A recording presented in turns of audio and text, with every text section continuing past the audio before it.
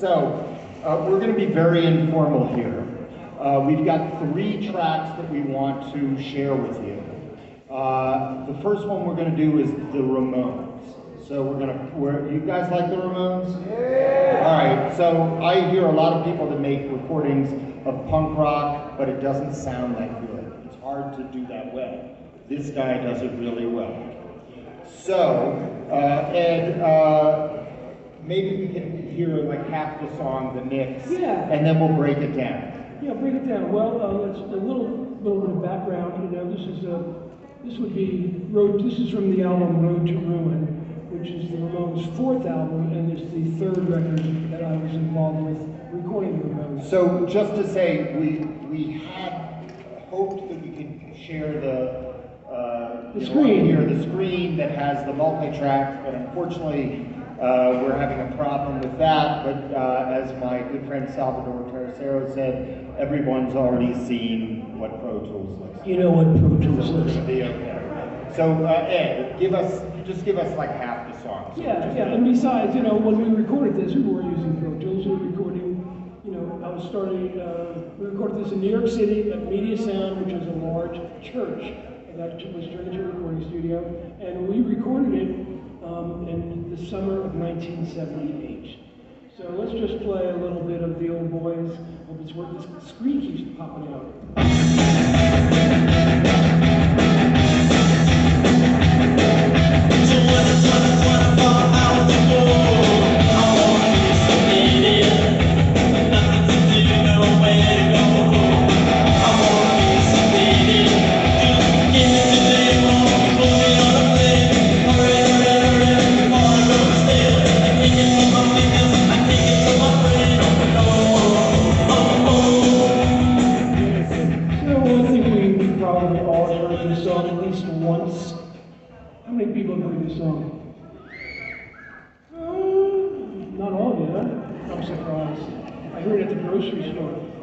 So, Ed, I want to know, when you recorded this, well, I already know, you did some basic tracks, you recorded it live.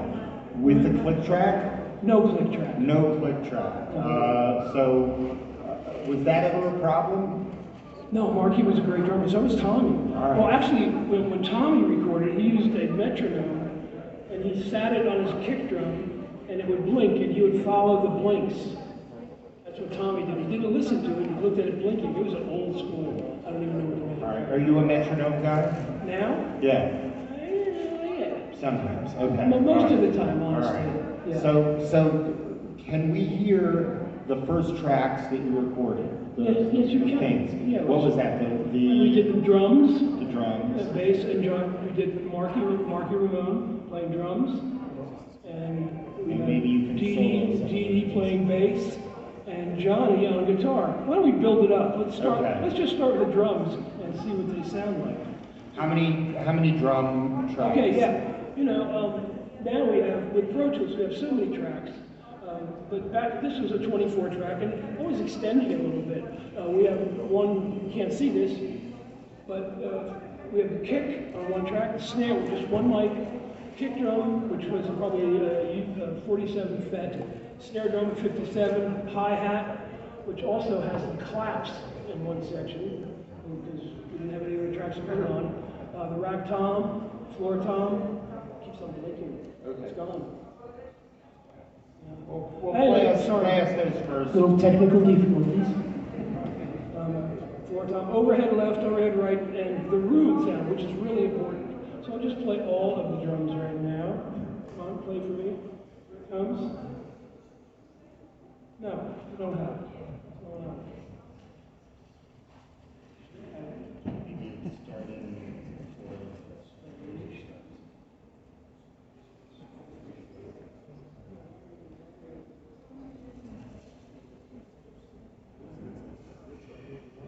That's me. Pilot error.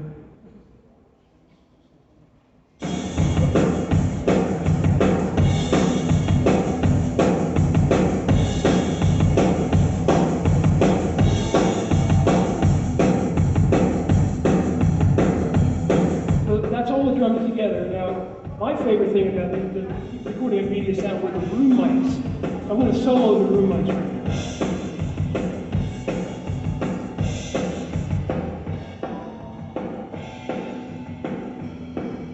So I hear some bass leaking through. I hear a little bass there.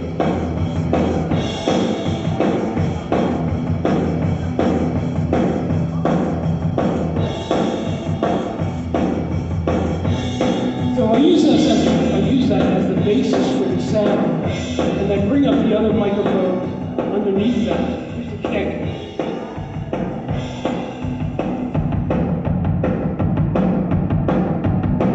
Snare.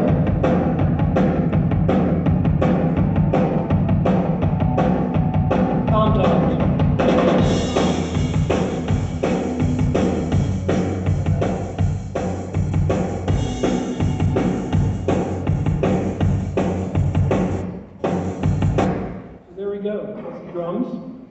Some bass to that.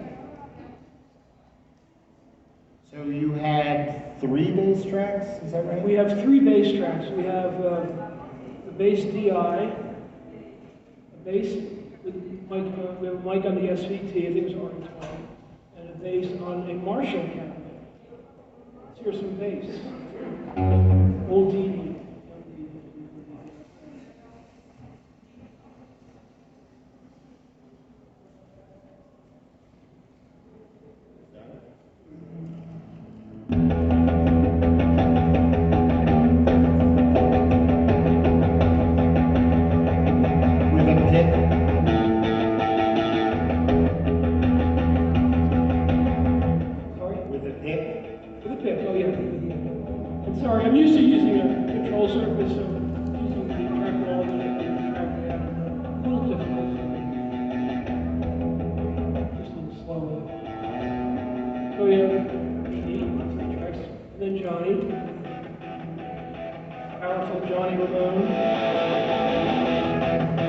Again, 2 tracks, a Marshall and a Fender.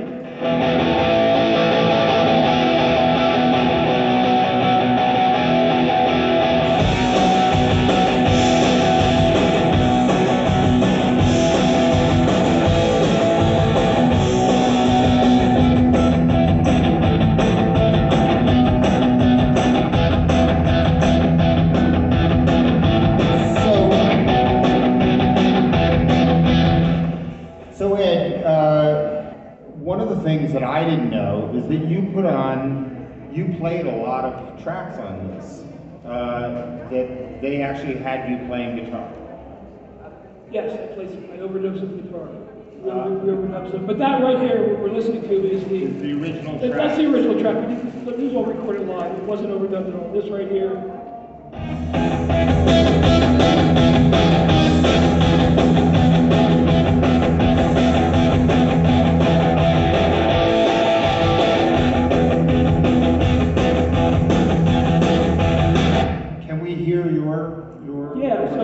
Later on we added, I did some, Johnny wanted to, Johnny always asked me to play some guitar bits. All the records I worked on, and singing as well. It's true. There's some oohs, all those oohs. That's Rock, rock, beach. There's 2 parts that I did on, there's 3 parts. I did a Dwayne Eddy type of guitar. There's a Dwayne Eddy bit.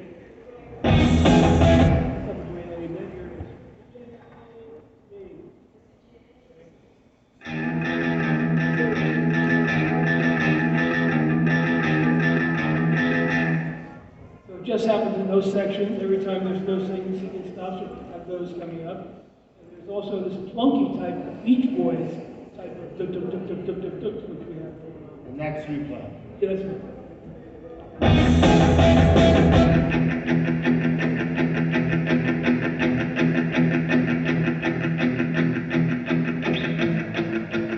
What kind of guitar is that? Do you remember? That's my 1963 Stratocaster, 1960. The bridge. Oh, great. Seafoam. So this adds a lot to the song, I think. If you pop up the whole band in.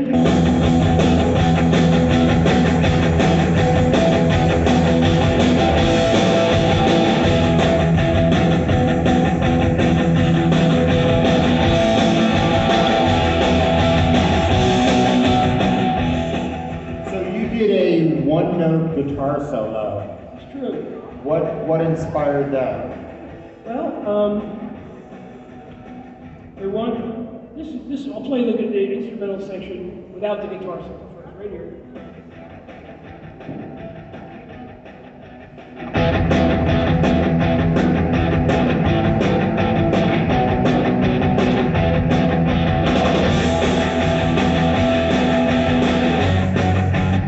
Okay, so it needed something. It gets really exciting after that instrumental section. The song is in the key of E, and after the instrumental section, modulated to F sharp. And so we're thinking, well, what can we do here? And somehow I came up with an idea of why don't we do just like a one-note guitar solo? And it turns out that so it's called a solo. And it was actually inspired by Neil Young's solo on Cinnamon. So if we play those tracks, I'll add them to what we have going on right now. And there's actually a couple tracks.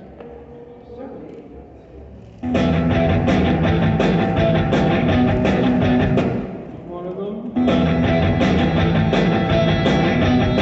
Back it up a little bit.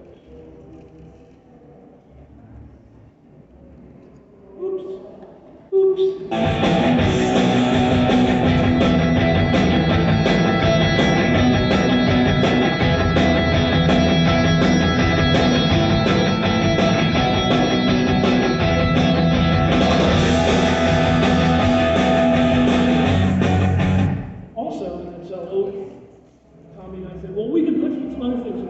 Hand claps on. Here are the hand claps, we have the hand claps.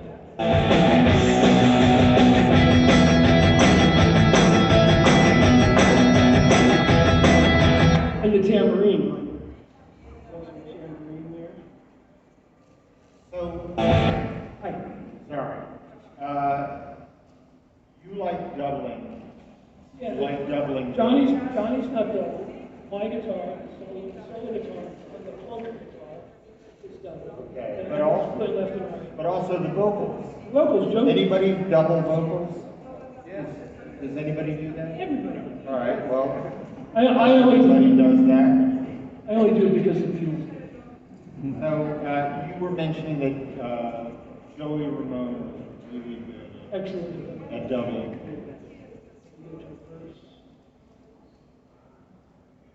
And what kind of microphone did you use? Probably 87, doing LA 2. So Joey vocals, solo his vocal. 24 hours to go. I wanna be sedated. Nothing to do, nowhere to go home. I wanna be sedated. Now bring it double. Get me to the airport, put me on a plane. Hurry, hurry, hurry, before I go and sail. I can't control my fingers, I can't control my brain. Oh no, oh, oh, oh, oh. Dwayne Eddy. 24 hours to go. I wanna be sedated. Nothing to do, nowhere to go home. I wanna be sedated. Just put me in the winter, get me on the plane.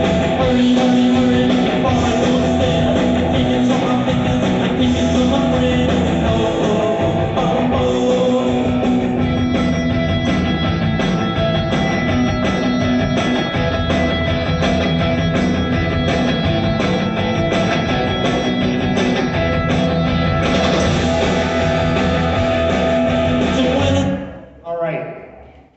oh.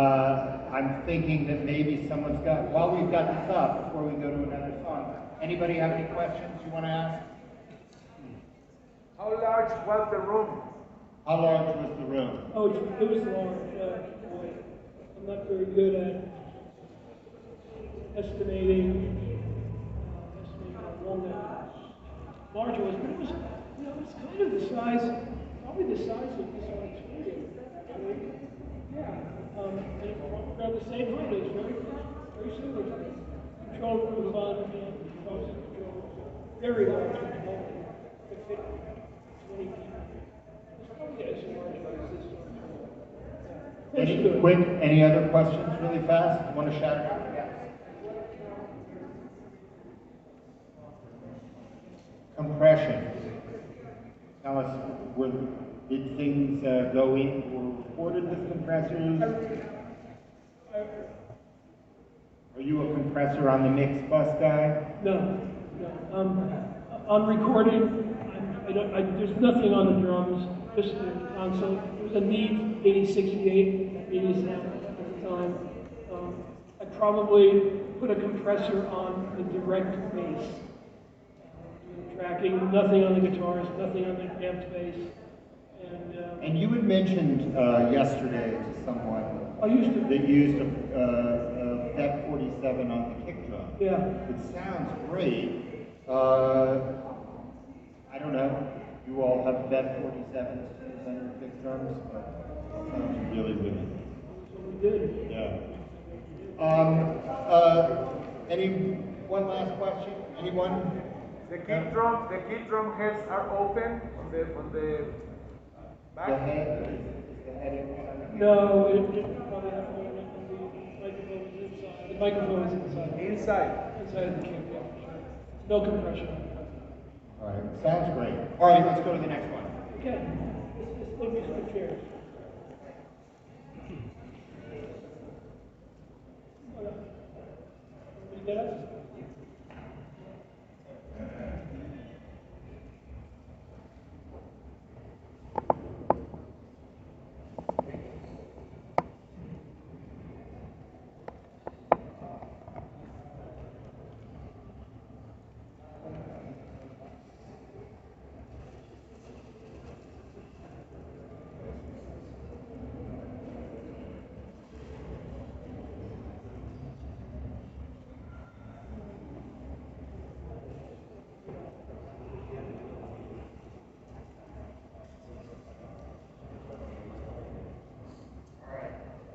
Anybody like the Talking Heads?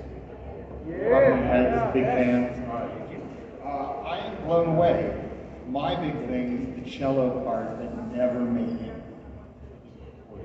The mix. You guys have all heard this song before? You want to play a little of it?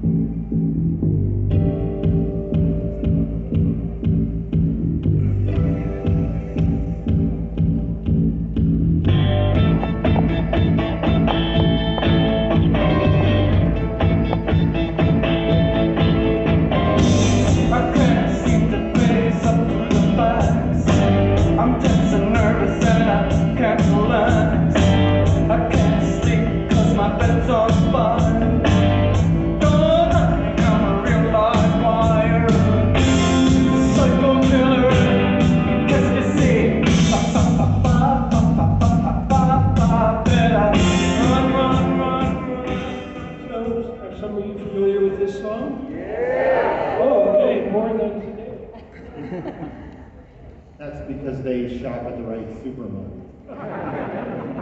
Yeah. So this was actually recorded previous. It was a year before that Ramones track was recorded. This was recorded in April of 1977 in a little tiny studio called Sundragon, where I actually also recorded Ramones' Deep Home, their second record. And very tiny studio. This is a 16 track tape. We recorded it live with David Byrne singing a reference vocal in the room. His amplifier was covered by these big foam thingies. Tina's bass was out in the hallway. And Jerry didn't play on the session. We overdubbed Jerry's parts. And Chris France, the drummer, was out in the corner of the room. It was really good to go here to that wall. You can never judge feet. Meters. Well, meters down there, you know, us Yankees were way beyond the things. So, it was. I want to hear, I want you to get, point of disclosure. I bought this record when it first came out. You hated it. And no, I didn't like it as much as I thought I would. And The song Psycho Killer was probably what I thought maybe the next song on the album. But I don't like that guitar. I don't know, for some reason it doesn't. That's David Byrne's part. David Strauss. So what I want you to do is I want you to mute out those guitars, play I want to hear the version that I like. I want to hear that 12-string acoustic, and I want to hear the cello. Make the cello. Okay. And I want to hear the whole thing. You want to hear the I want to hear the whole thing. You want it with David's Yeah, David's Got it? Away we go. I think All right, this human beings don't get to hear this. Oh, great. Yeah, you're see. Thanks for having me. Yeah, thanks for having me. And me.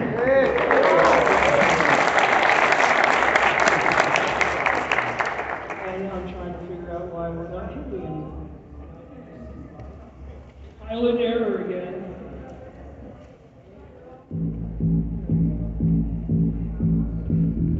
You got the cello. You will have the cello. I want to hear the whole thing. No. Just Tina on the bass, David on 12 string, and the cello. Oh, I can hear it. That's the 12 string. I couldn't seem to pick up through the fire. I'm texting. Sorry, pilot error. You know what I like?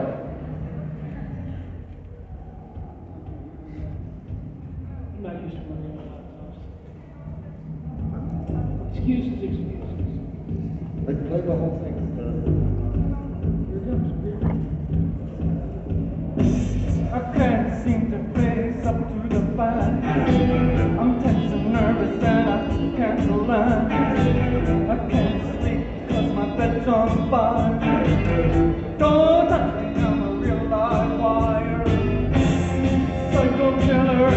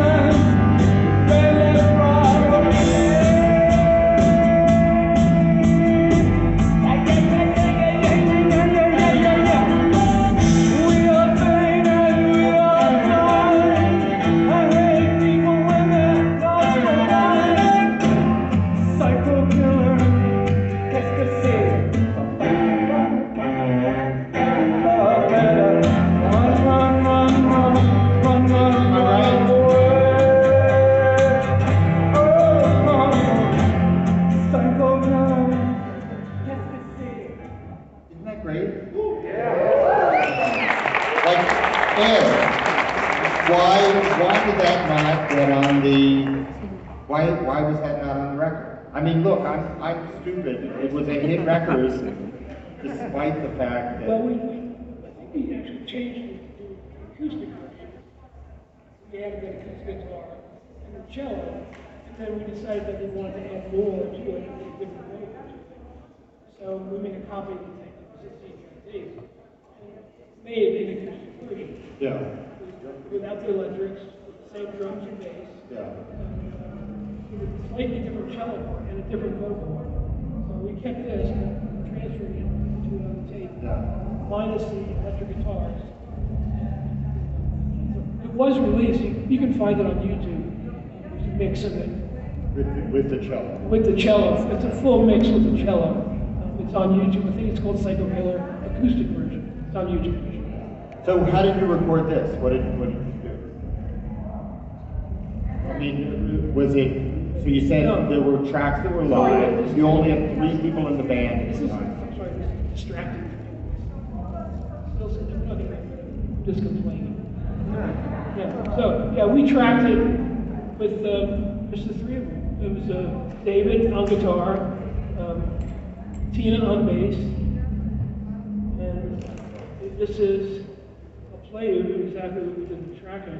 It was done with the Davis 12 string. So we had this.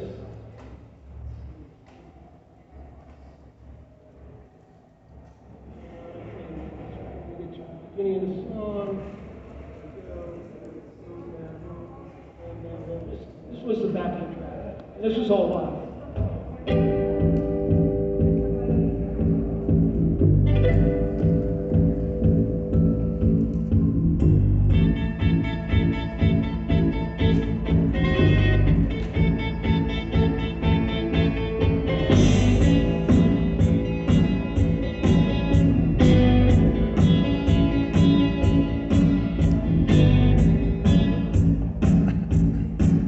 Now the drums are only on 4 tracks. The kick. Oops. Oh, I have my remote. Little muddy sounding kick. Was it just one microphone on the I kit? don't remember what it was. All right. It was just one, yeah. But the snare drum. And then the overhead tracks.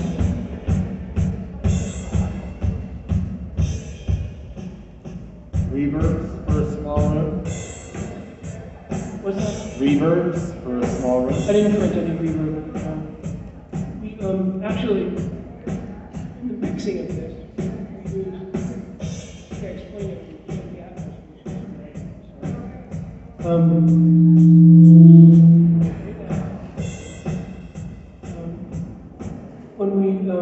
When we mixed this, it took a feed from the snare drum and the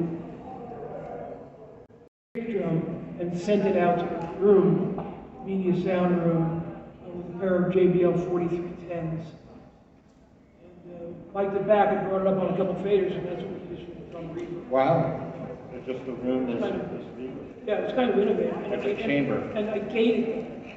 And at my age, it was the first time I ever, this was 1977. Yeah.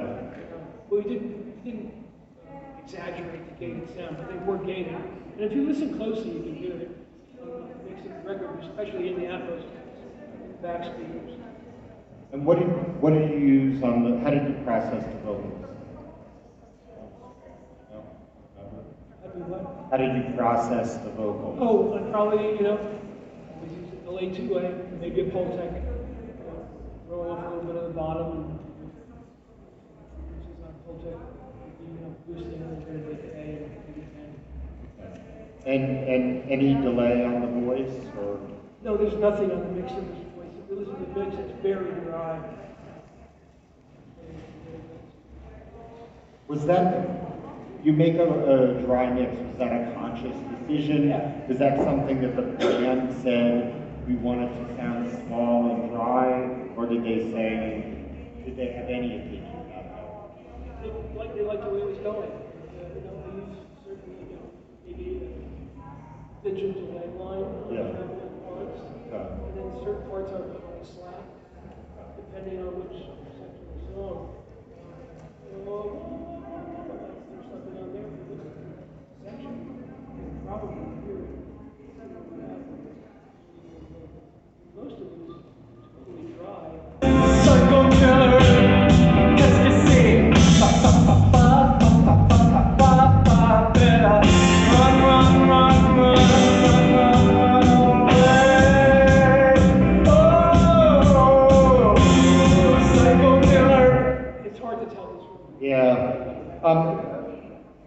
Questions about this?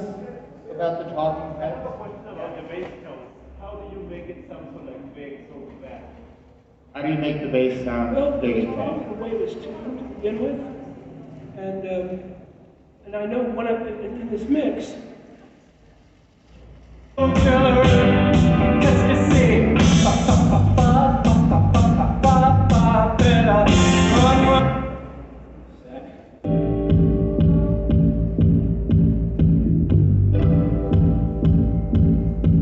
okay, I do know in particular what I did with this during the mixing. What I still do, in similar fashion, I would take a signal off the multi-track and put it on two faders. So two faders, and one of those faders, I would put, back then, we had keep-X noise gates. The drummers weren't around.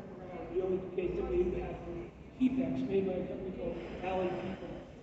So I would gate it, and I would compress it. Gate it, compress it, there's a chain of them. Gate, compressor, and then EQ. So I would go on a Pultec with this kick drum. I remember specifically what I did. And I actually boosted 30 cycles. 30 cycles. And on the Pultec, I went to, as a narrow band and a wide band, it would be wide. And to get the click out of it, I would go to about 5K and just crank it. I would really exaggerate it. Use it in conjunction with the original track to balance between it. So I think that we were hearing at the bottom end is that 30 cycles coming from the Pultec in the mix. I remember when Michael Brower was a great mixer, he's got a lot of problem and he may have assisted me on this, but when he saw me doing this 30 cycle thing, he said, "It's crazy, why are you boosting 30 cycles?" And it doesn't matter what the number is, it's just what sounds good to you. I mean, that's what I usually do. I don't search for certain frequencies. I'll move the frequencies until it sounds good to me. But I remember in particular that 30 cycles. I even have even used the 20 cycles.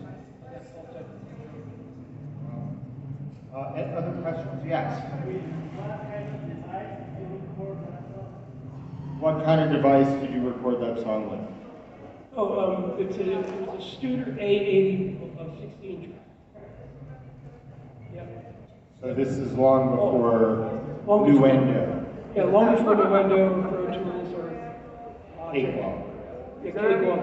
any noise reduction by that time? Is there any noise reduction? No. It was recorded at 30 IPS. No noise reduction. I can't see everybody. Yes.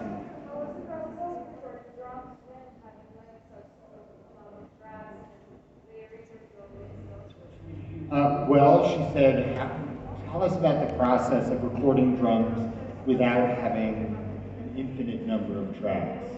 Well, on this, just one mic on the kick, get a good sound, wherever it may be, maybe outside of the kick drum, or I like putting a mic inside the kick. You can still get the roundness of it. Actually, what I'm using now, which I really like, two mics. I still use a 47. I'll back it off about 6 feet. I put carpeting.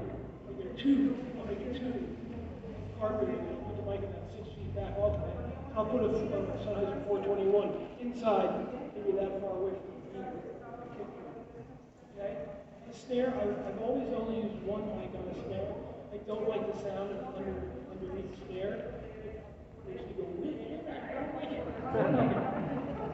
It's always at 57. I will always EQ the snare going in, no compression. I'll put it, I always go back to the Pultec earlier. The reason being that the only EQ that we had in the studio that we started working at, that song, we got Great Georgia, we only had one Pultec. That was our only, an LA2A, and one Pultec. 2 pieces of amplifier, that was it. And not even a plate, we had an echo chamber. Anyway, so I would, maybe a little bit of 100 cycles on the bottom end of the snare, and, crack it. I like the higher frequencies, not 3K or 5K, I'm talking about a Pultec. 8K. So 8K, 10K on the top end, and I just go all the way with it. I just turn it So No. Ed, how do you feel about software emulations of full text? They're I fine? use them every day. Okay, so you don't, it doesn't have to be a hardware problem? No, I mix specifically everything I've been doing for the last, since about 2005, all in the box. Everything's in the box. And I've been to demonstrations at NAM where they would compare the hardware to the software, and I can't tell the difference. And you know, honestly, it's not about the sound, it's about the song. When you get into that, that's a whole other thing. But also, with only those 4 tracks, we have the kick and snare, which is important. Then I would I would use like a hi-hat mic, overhead mics, and 2 tom-tom mics, and I would combine them to 2 tracks in the stereo. So we would have, you know, I do it by drummer's perspective, so it's going to be backwards. So I put the hi-hat like on the left, and I put the rack tom here, the floor tom here, I'd pan it, put in those 2 tracks, and I'd have the overheads left and right. And they were mixed down. You know, you have to commit. You have to commit to it. So these tracks on here are committed. So you would use a sub-mixer? I would use the console that was at the studio, Sundragon. I would take, you know, 5 of those channels, modules, and assign them to tracks 3 and 4, I think they were actually. Thank you for your question. That's a good one. Yeah, that's a great question. You know, committing is good. You know, you have all these options now with Pro Tools. You can just go on forever and forever and forever. And it's good for some things. I love doing vocals with Pro Tools and using the playlist because I let the artist do what they do. I don't dictate things. I'm not that type of producer. I oversee. And I love using the playlist. Go out and sing. Just do your part. Do a guitar solo. Do 5 tracks of that. And that's what Pro Tools is great for. As far as you know, committing sounds, I guess I still spread the drums out to 12 tracks these days. Yeah. You know, I don't commit like I did back then. There's something about doing that if you don't have the capability of Pro Tools. Well, if we play the next song, it's, you know, it really brings up the idea of how is Ed Stasium recording music now versus how did he record music in 1973 or even earlier, which I think, let's play the next song and then I'm sorry, another question, yes.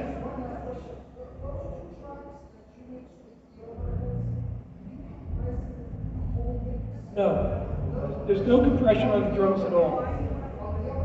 No, nothing. Now, when I'm using room mics, I'll compress those. But I'll never compress an overhead microphone, the direct overheads. Any more questions? Yes. Yes.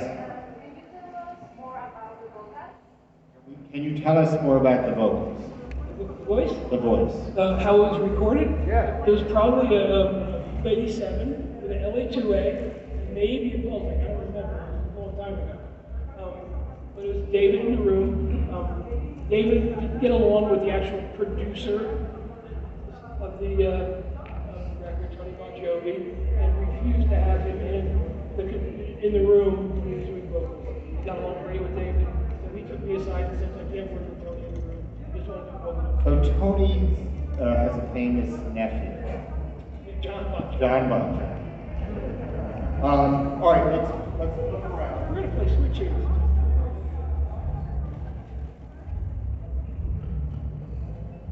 I'm sorry that you can't see the.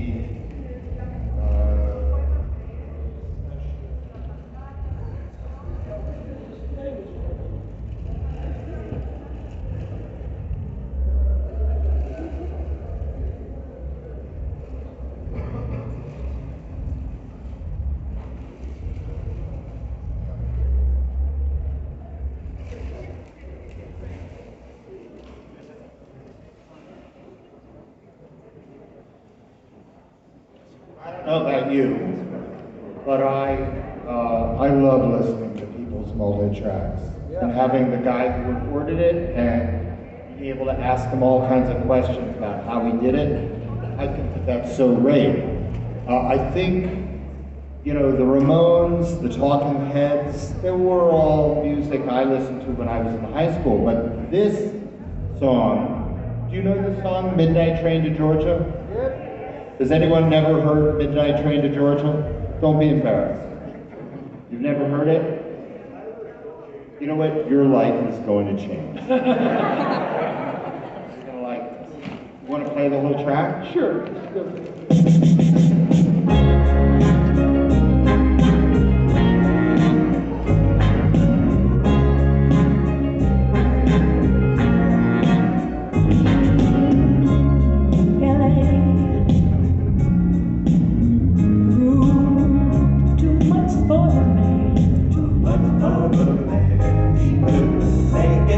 So he's leaving the land. He's come to know. He said he's going. He said he's going back to find. Going back to find. What's left of his world. The world he left behind. Not so long ago. He's leaving, leaving. Oh, that midnight train to Georgia. Leaving on the midnight train. Yeah. Said he's going back to a simple place and time. Oh, yes, he is. I'll be with him. Oh, that midnight train to Georgia. Leaving on the midnight train. I'd rather live in his world than live without him in mine.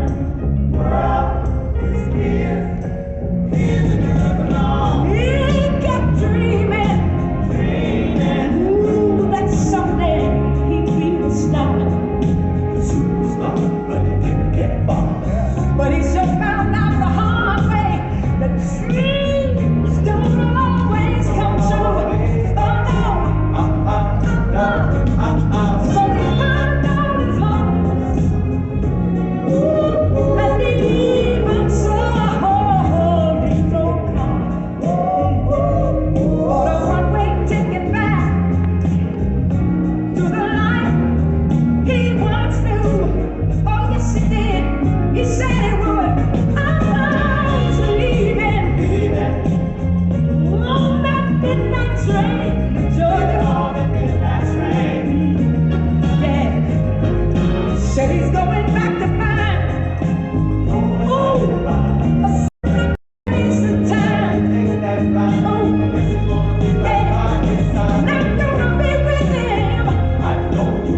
Oh, that midnight train to Georgia. I'd rather live in his world than live without him in mine. Oh, he's leaving. Oh, the midnight train to Georgia. Yeah. Ooh, y'all. Said he's going back to find. Oh, simpler place and time. Oh, y'all. I've got to be with him. Oh, that midnight train to Georgia. I'd rather live in his world than live without him in mine.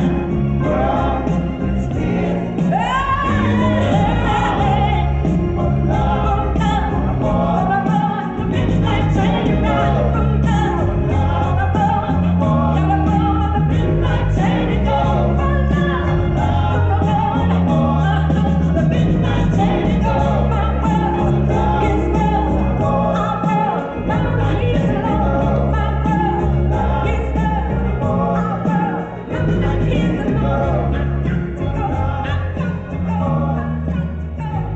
How have you never heard that song before? Right. Now your life is complete. You can die. That's amazing. I love that song. It doesn't get old. Really great. And this was your first big hit. Yeah. And so I think a lot of people want to know, how the hell did you get involved in doing this? Well, it's a long story. What gave you the How many hours do you Well, we don't have time for the whole story, but I know you were riding a bicycle, you ran into somebody, the guy said, this guy I know is building a recording studio. You started helping out, building stuff, Yeah. fixing stuff. You became the guy that didn't get paid, but you were just there all the time, right? This is true. And all of a sudden they started paying you $100 a week, something like that? Something crazy, big money. Yeah, I had always been interested in tape recorders and in musical instruments. And I worked jobs I got great gifts from my parents at Christmas. They were working class people, but they always managed to buy me a guitar or a little tape recorder. And eventually, when in high school, I went to the grocery store and saved enough cash to get a tape recorder and a guitar. And I was in bands, so I'd always record the bands. And these tape recorders were capable of, I had a mono tape recorder and a stereo tape recorder, and I would record onto one and then bounce to the other one while doing vocals, sort of bouncing back and forth. Kind of like our boys, the Beatles did. And a lot of them, Les Paul, would go back and forth and back and forth. I didn't know how they did it, but I just kind of figured it out on my own because it was an easy thing for me to do. Got interested, was in bands, got a record deal, made a record, and then I was basically living in my parents' basement with a newborn and my first wife. Ran into an old friend of mine whose father knew this guy, Tony Camello, who was building a recording studio in his basement in Somerville, New Jersey. And his partner was Tony Bon Jovi. Later I got together to work with Ramones and Talking Heads and building power stations in Manhattan. I was part of that original team. And so I just started hanging out. The studio was not finished, and I helped build it, I helped wire it, I helped build a patch bay, I built gobos, I built a drum booth, and I recorded my friends. And that's kind of how I learned. And Tony Bon Jovi left, and I sat in the engineer's chair, and the rest is history. So he was producing this song, and he went to go get a sandwich. Oh no, that's a whole other story. That's not this. Nothing to do with this song. Nothing to do with this song. No. All right, but sometimes when the producer leaves to get a sandwich, that's your opportunity. I'll synopsize that. Yeah. Let's have a synopsis of that story. I once went into Media Sound with Tony Bon Jovi to do a Kool and the Gang session. Kool and the Gang. Kool and the Gang. I don't know what song it was. And we did the track. It was my first experience going in there with Tony, and did the track. They said, Eddie, do the vocals, I'm going out and get a sandwich. So he went out and got a sandwich and didn't come back for 3 hours. And so he finished the vocal, and I was watching what Tony was doing, and he says, okay, give me another track, I want to have another go at the track. He said, okay, let's do horns. So I just started setting up the session, and just fell into it. He came back just in time. So this song, Midnight Train to Georgia, it was originally titled Midnight Plane to Houston. It's true. But what happened? Somebody didn't like the title? The writer of the song, Jim Weatherly, I don't know if you're familiar with the actors. But we'll hold that for another thing. Who changed it to Midnight Train from Midnight Plane to Houston? Well, you got to talk about who it's about first. Well, do you know who this song is about? No. It's about, I don't know if you're familiar with the actors, Farrah Fawcett and Lee Majors. Lee Majors was a $6 million man, and Farrah Fawcett was one of Charlie's agents. And they were married or had a love affair, and they broke up, and Farrah was friends with Jim Weatherly. She called him up on the phone, sobbing, oh, he's leaving me, I'm getting on the midnight plane to Houston. And so a little phone call from Farrah to Mr. Weatherly. He said, well, that sounds like a good name for a song. He wrote the song in an hour, and put it out there with his publisher. I don't know who the publisher was. The first person to actually record it and change the name from midnight plane to Houston to midnight train to Georgia was Sissy Houston. Whitney Houston's. Yeah, Whitney Houston's mom, who was a famous backing vocalist, studio singer in New York. And the cousin of Dionne Warwick. That's right. And so they changed it. Gladys Knight is going to do this song. She doesn't like the way it is. She says, Tony cut the tracks twice with the big band, not a big band, but a big tracking, 3 guitars, electric piano, acoustic piano, drums, bass, threw percussion on, horns, strings, the whole kitchen sink was on it. Sends it to Gladys, and Gladys says, nope, I don't like it. I want it to sound more like an Al Green song. Al Green. So can you give us the original tracks? What is it? Drums? So we have drums, we have the bass. And on this is a 16-track, and mind you, I had just started engineering, and I really didn't know what the hell I was doing. I really had no clue. I mean, I had an idea. You know, I had been doing home recordings, and I had been in recording studios, but I had never, this was like, I was doing it now. This is like first time going. So the drums are on 3 tracks. Yeah, 3 tracks. Yeah. We have the kick, the snare, and the hi-hat. Those are the 3 tracks. We have the bass, and we have Jeff Mirnoff on guitar, and Tony Camillo on the Wurlitzer. And that was our backing. Can we hear those tracks? Yeah, I'm going to play the Little solos. right now. This is some of these buttons.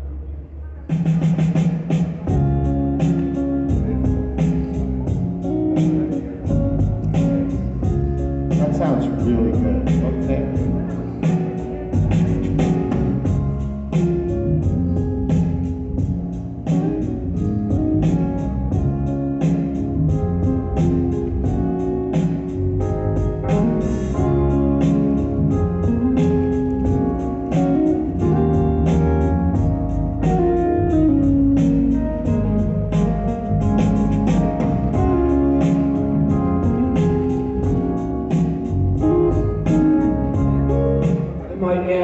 The tom-tom is also on the snare track.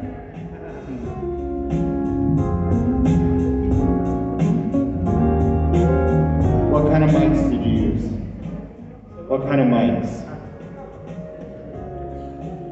I don't remember. 1047 on the kick? No. No. I might have used 87 something. Wow. I don't remember. I recorded this 50 years, it'll be 50 years in August of this. Can you add the B3? B3 coming up.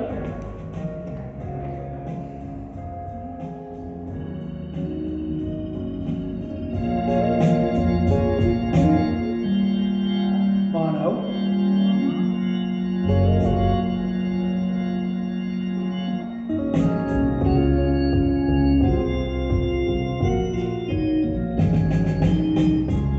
We had a piano, acoustic piano, played by Barry Miles. Again, 1 track. All together? All together. All those tracks. Here it comes. Did they record together?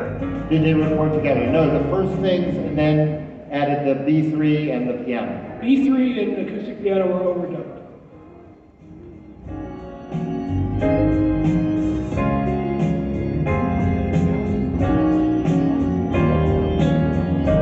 Then we overdubbed strings,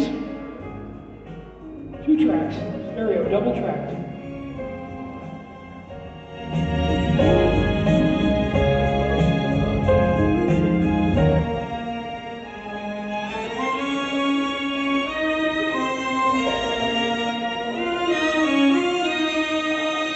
No synthesizer.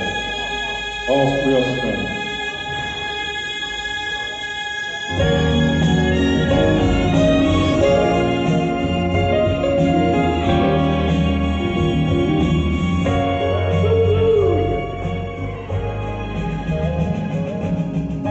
And you have a horn as well, right? Sorry? You have a horn?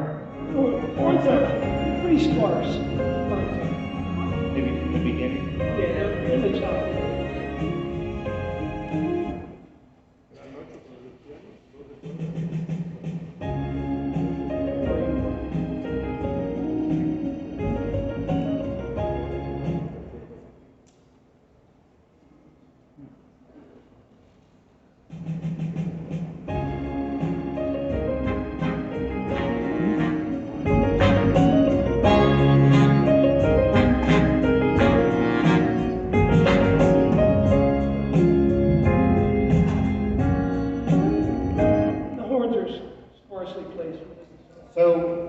What'd you do first, Gladys Knight or the Pips? I did Gladys first. And that was just one take? That was a one-take vocal. And mind you, as I've mentioned several times, and I always will be talking about this song, that I didn't know what the hell I was doing. So I got flown to Detroit. Now, I'm used to working on this little Launchman console, and it was 16 track, it was MM1000. And I got flown to Detroit with Tony, and I don't even remember what type of console it was. I just remembered there's a Pultec LA, there's an LA2A. I'm going to put up an 87. There was no assistant. I was the only guy in there, so I had to run everything. Yeah. And I just hooked up a mic, and she says, I want to sing now. Didn't even have time to get a vocal level. I just guessed at it. Guessed at the attenuation, okay, 35, 40, whatever it was. And she sang, and this is the one-take vocal. Let's listen to Gladys. She's fantastic. Great singer. Where are you, Gladys? You are.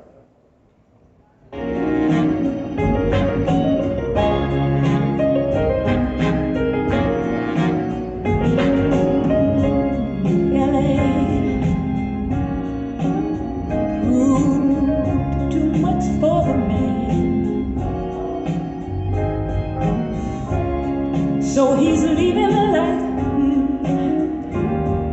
he's come to know. Ooh. Might want to add that I knocked off a lot of the stuff in the mix. I pulled back like the acoustic piano, the B3, and the only thing in the beginning of the song is really Wurlitzer and Gladys on the bass and drums. So I'll do that now. Bye-bye. LA proved too much for the man, so he's leaving the life he's come to know. Ooh. He said he's going back to find Guitar comes in. ooh, what's left of this world, the world he left behind not so long ago. He's leaving on that midnight train to Georgia. Yeah, he said he's going back. Now we can't negate how important the Pips are to this entire recording. The Pips make, their backing vocals are incredible. Now the Pips are her brother and brother and cousins. two cousins. And two cousins. Yes, her brother and two cousins. And they tracked more than that? Well, the Gladys vocal was one whole take. Now the Pips were given guidance by Tony Camello, the producer, to do each line. For instance, let's go through these backing vocals. Pull them up let me pull them up in solo. Sorry. Hey. So here is here's the Pips' first line.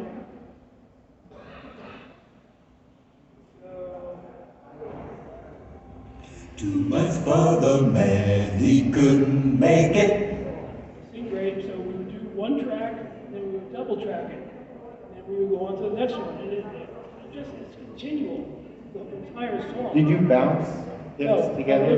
There were just two tracks. They all sang on one microphone, all Yeah. three of them. They got a natural balance, one mic, with the 87. Yeah. And then we immediately go to the other track, the second track, and double track. When they did the second track, did they put the guy who's in the middle now on the No, side? they didn't? stayed the same. They stayed the same. Yeah. He said he's going Here, Gladys. back to find. Your glasses with the microphones. It's constant. They make the song. For me, it makes the song. Yeah. Especially the chorus.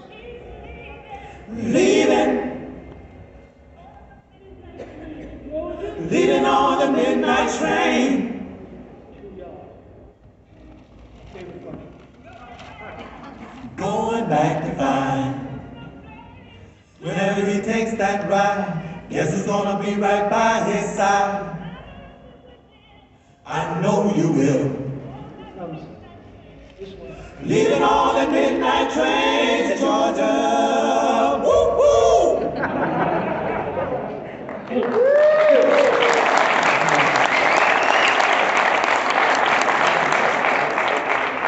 And they had the greatest dance routine. They didn't dance when we were recording. And they did each of those lines individually. Tony came up with this great backing. And they worked so well together with Gladys. Just for a second, let's just play Gladys and the solo. Oh, he's leaving, leaving. On that midnight train to Georgia. Leaving on the midnight train. Yeah. Said he's going back. Unbelievable. Going back to find To a simpler place and whenever he time. takes that ride. Oh, yes, he's he gonna is. be right by his side. And I'll be with him I know you will. on that midnight train to Georgia. Leaving on the midnight train to Georgia. Woo woo! I'd rather live in his word than live without him in mine. World is his and hers alone. Yeah. Greatest backing chorus. That is really great. So grateful. So, I've got a question. Yes. You know, there's Yes, probably young question. young people here who are thinking, why doesn't my vocal recording sound good? Is it the U87? Is it the Pultec? Or is it Gladys Knight? It's Gladys Knight. You have to capture the essence. You have to capture the essence of the artist. Yeah. That's what they sounded like. So she was a There's not much processing. There's not, obviously, no auto-tune. Nothing like that. Right on. woo-woo. And my philosophy is to capture the artist. I've always been like that. And I'm still making records. I'm still doing records. Like I said previously, I didn't finish with, but doing vocal comps in Pro Tools is fantastic. And let the vocalists just do their thing, do 6 tracks, do 8 tracks, and I will pick and choose, chase them away, tell them to go get a sandwich, tell them to go see a movie, and I will comp the vocal to all the best of its ability. Yeah. And it doesn't not take away the feeling whatsoever of what the vocalist is trying to do.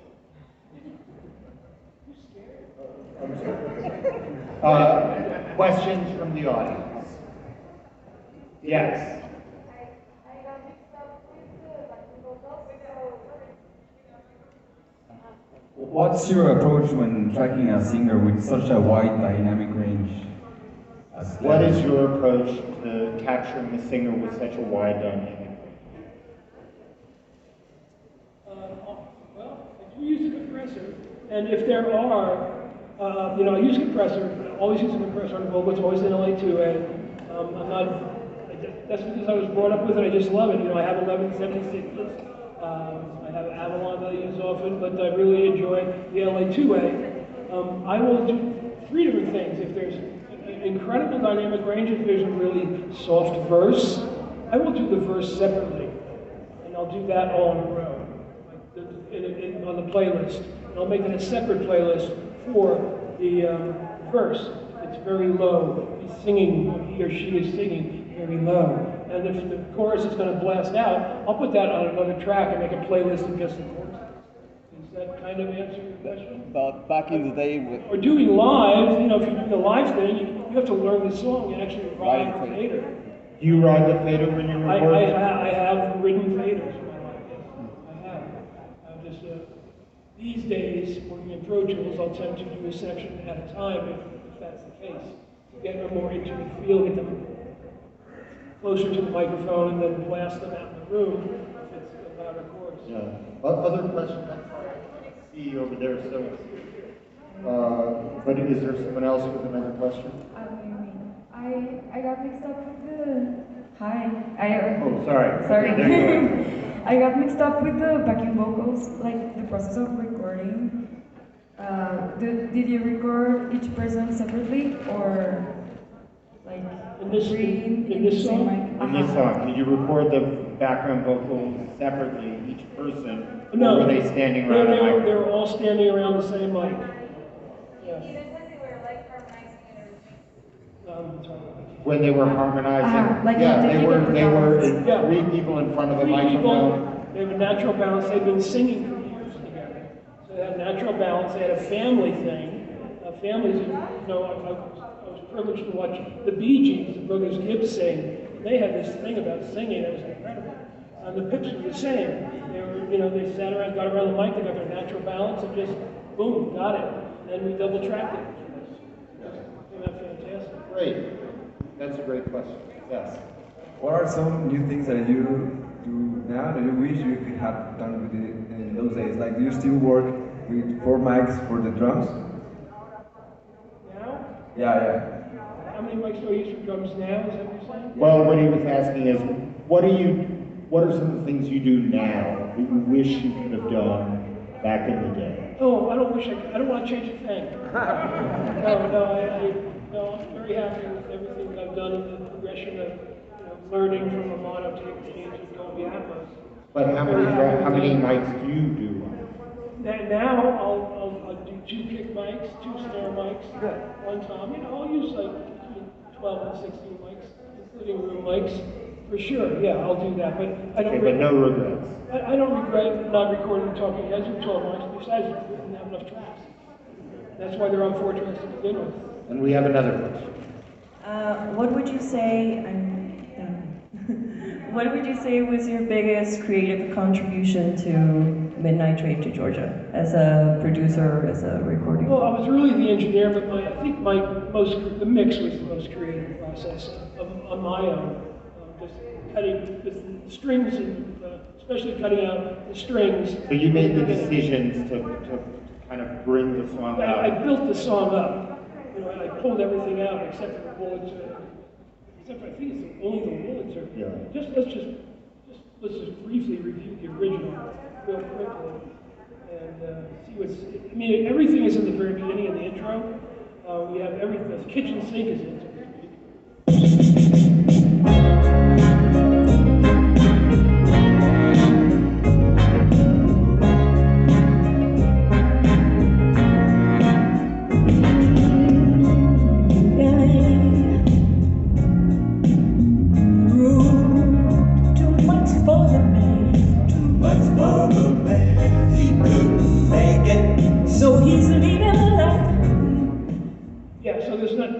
Nothing there but the keyboard. The guitar's not in there, the Hammond's not in there, the strings aren't in there, they're all pulled out. And I bring them in gradually, pretty much over the first verse, into that first chorus. And then at the second verse, all that stuff's in all the time. So that would be my... Another question. So I want, most of the 3 songs we saw were from the 70s decade, right? So you always talk about the same equipment, like the Wurlitzer or the pull check, and I wanted to ask, how often do you come back to what now considered vintage equipment? Do you use it often, or do you mix it with new things, or do you just use modern things now? Are you a vintage equipment guy, a modern equipment guy? I record everything with vintage equipment, basically. I'll take advantage of going, say, up to Village Recorder. This Tearaways record that I've written, that came out a month ago. We did all the backing tracks at the Village, recorded it on a Neat when I had all the output here. On 2-inch tape? Or No, I did not use 2-inch tape. No. I'm strictly approached. Let's put it this way. I have spent at least 3 years of my life rewinding, editing, fast forwarding, changing reels.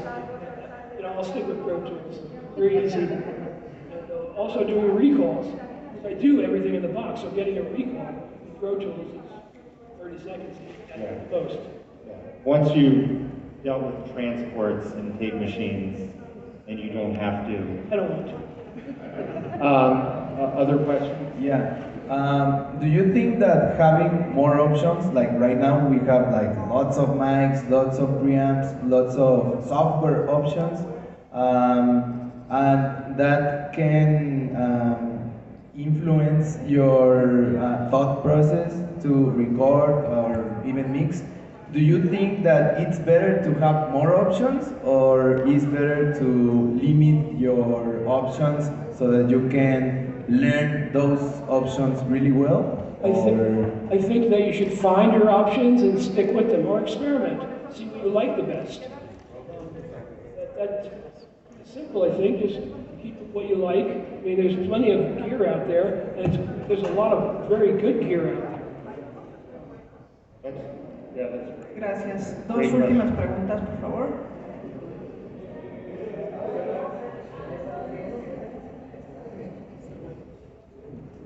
Hello.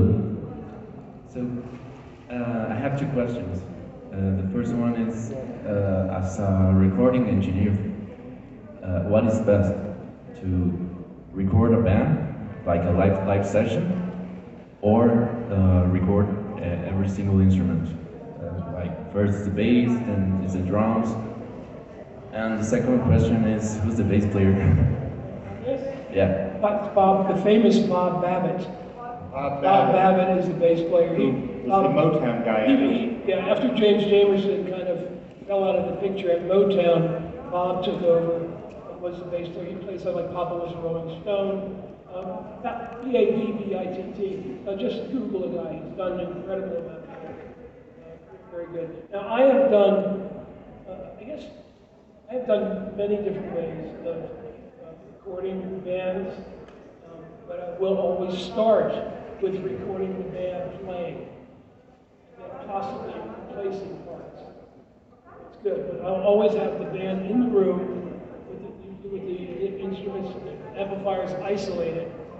And if it's good, but sometimes you want to get a little better sound. I have a tendency to change a lot of the rock stuff that I do. Moans, we have a tuk guitar, and the tum-tum-tum, and the regular Johnny guitar. I like to add guitars and choruses, build it up. You can hear it on a Smithereens record, a Girl Like You that I did. You can hear the difference in the volumes of the guitars, and the different tones of the guitars. So, whatever works for you.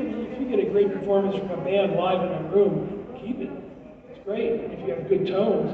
But I tend to always open up extra stuff. And maybe sometimes it's not played quite the best that it could be played, so I'll do it. But it's always done. The tracks are always done. Just not a drummer out there. I have a drummer, a bass player, guitar players, keyboard players.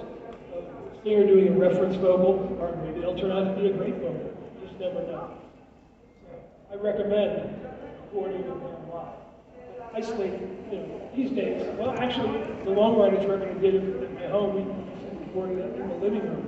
And the guitars were full blast, going all over the drum mics, and kept everything. So it depends.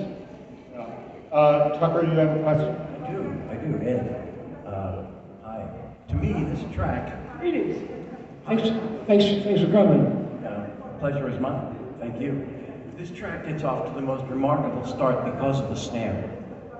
And in fact, the snare is almost a count-off. And in many cases, that snare would have been removed and cut so that it started on the downbeat. And yet, it was left in. I've always been interested in how that decision was made. Was it Tony's? I think it was Andrew Smith was the drummer. And he just came up with it. I remember him coming up with it. Hey, let's start it like this. Boom. That was it. Yeah. And then the simplicity of the part itself, which shows such remarkable control. There are almost no fills. None. Which was awfully good since you only had 3 tracks and 3 the embedded question is, did you have to have a conversation with the drummer to make sure that he kept his fills simple, or was that just a lucky thing? It was just the way he played it. Tony Camello wrote out the charts. They were wrote out, so he probably wrote those do-do-do-do-boom. There's 3 or 4 tom fills in there, and he hits it once. Maybe, yeah. Da-da-da-da-doom, that's it. And the sheer control by the drummer is always astonishing to me in that track. He's a great player. Yeah, and he never overdoes it, and the most he ever does is 16th notes. And he only does that twice. Yeah. Once 2/3 through, and then in the fade. And I've always loved it. I wait for those moments. Excellent. Thank you. It's a really great. Thank you, Tucker. So I have a question, and that is, and I asked this of some veteran engineer producers. I asked this of Shelley Adams, I want to ask you. Ed Stasium comes into your home studio, into your bedroom studio, and he tells you what? What advice do you give to a kid that is recording in their home studio? Trust your instinct. That's all I have to say.